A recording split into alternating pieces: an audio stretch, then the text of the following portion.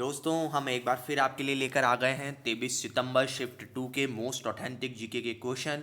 इससे पहले हम लोग आगे चलें, मैं आपको बता दूं कि जो चैनल पे नए हैं 9 सितंबर शिफ्ट 1 से लेके अभी तक की सभी शिफ्ट के शिफ्ट वाइज वीडियोस का एनालिसिस हमने किया है जो हमारे चैनल पे अवेलेबल हैं। तो आपको क्या करना है, आपको चैनल पे जाना है, वीडियो को लाइक्स करना है और चैनल को सब्सक्राइब करना है और वहाँ पे जाके अपना ज्ञान बढ़ाना है और अपने नंबर बढ़ाने हैं। इससे पहले हम लोग आगे चलें, मैं डिस्क्लेमर दे दूं कि ये सभी वीडियोस एसएससी के नोटिस को स्टूडेंट्स को सेंटिमेंट्स में ध्यान रख के बनाए गए हैं। तानसेन ऑफ 28th सेंचुरी किसे कहा गया था, पहला क्वेश्चन है। तो इसका आंसर है उस्ताद बड़े गुलाम अली खान साहब को तानसेन 20वीं शताब्दी का कहा जाता है। ठीक है, उस्ताद बड़े गुलाम अली साहब का अगर आपसे घराना पूछ लिया जाए तो घराना कौन सा है, पटियाला घराना। तानसेन अवार्ड के बारे में पूछ लिया जाए तो इसे कौन देता है, एमपी गवर्नमेंट। इनका जन्म और मृत्यु कब हुई थी, बड़े गुलाम अली खान साहब की 1902 से 1968। तानसेन कौन थे, अकबर के नवरत्नों में से एक। और बहुत पुराना क्वेश्चन आता है कि तानसेन अकबर को ज्वाइन करने से पहले किस राजघराने के संगीतकार रहते थे। तो रीवा घराना जो कि एमपी का है वहाँ पे वो रहा करते थे।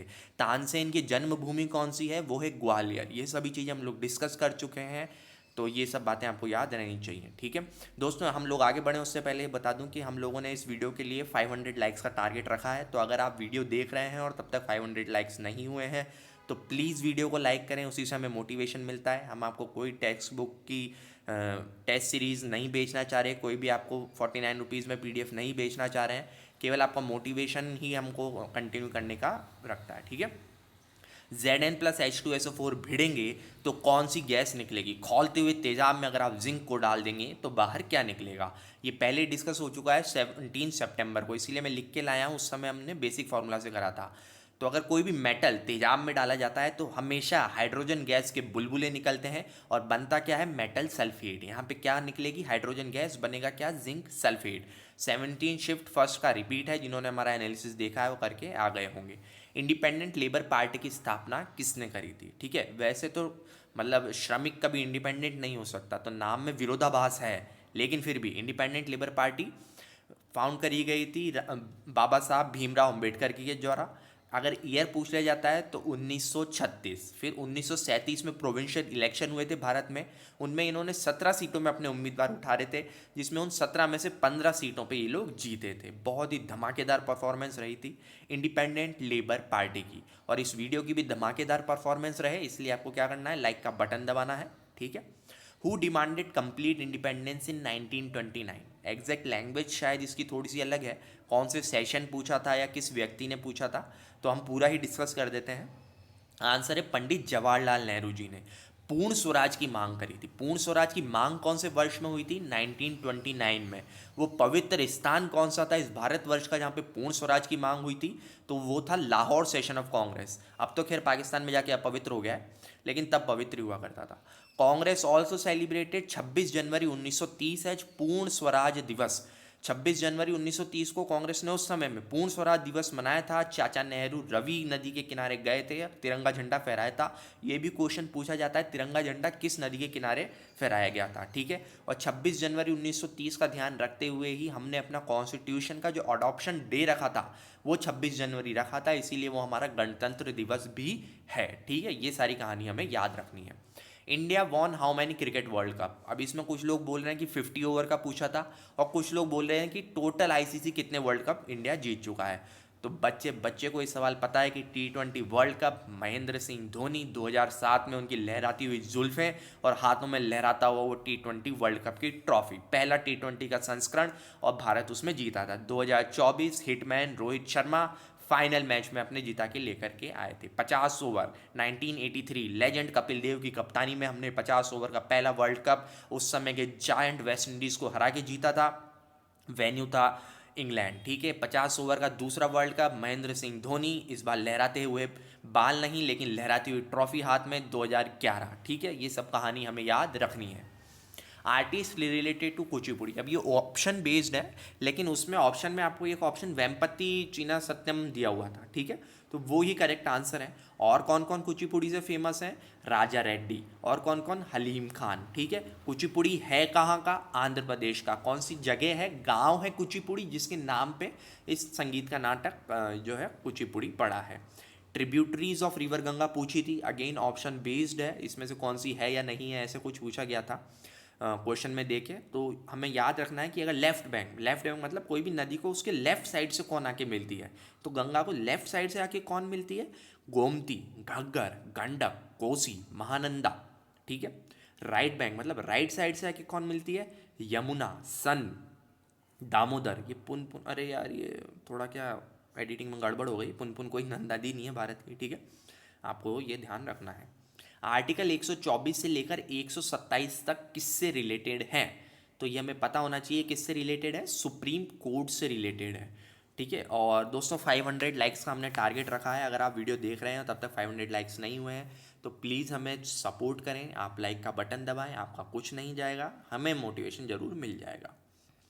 आर्टिकल 214, कुछ लोग बोल रहे हैं कि आर्टिकल 214 भी पूछा गया था, तो आर्टिकल 214 किससे रिलेटेड है, आर्टिकल 214 हाई कोर्ट से रिलेटेड है, ठीक है। सिस्टेमा नेचुरा बुक किसने लिखी थी, अब ये जो क्वेश्चन है ये बच्चों को परेशान करने के लिए है, इतना डिटेल में जाके कोई इसको याद नहीं रख सकता, लेकिन इसका आंसर है कार्ल वॉन लिने और या फिर लिनेयस, ठीक है। इसका पूरा नाम का भी कन्फ्यूजन है तो बुक का ही नाम पूछ डाला लोगों ने, ठीक है, सिस्टेमा नेचुरा बुक। एम किरवानी जी को पद्मश्री कब मिला था, एम किरवानी जी के ऊपर क्वेश्चन था, तो 2023 में इनको पद्मश्री मिला है, एम कीरावानी जी, ठीक है।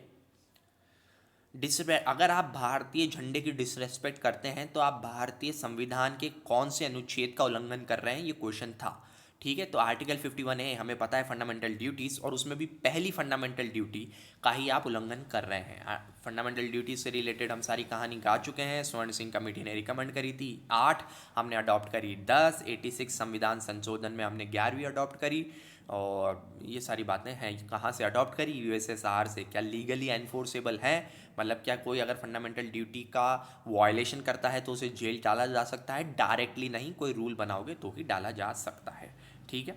आ जाइए, अटल पेंशन योजना या प्रधानमंत्री सुरक्षा बीमा योजना या फिर प्रधानमंत्री श्रम योगी मानधन योजना, ये सब योजनाएं जो है अनऑर्गेनाइज सेक्टर से रिलेटेड है। तो वो ऑप्शन में क्या दे रखी थी आपको योजना, लेकिन वो मतलब सोशल सिक्योरिटी की स्कीम है और अनऑर्गेनाइज सेक्टर को ज़्यादा रिलेट करती है, ठीक है। ये बात हमें याद रखनी है, और क्या याद रखना है, वीडियो को लाइक करना, कमेंट करना।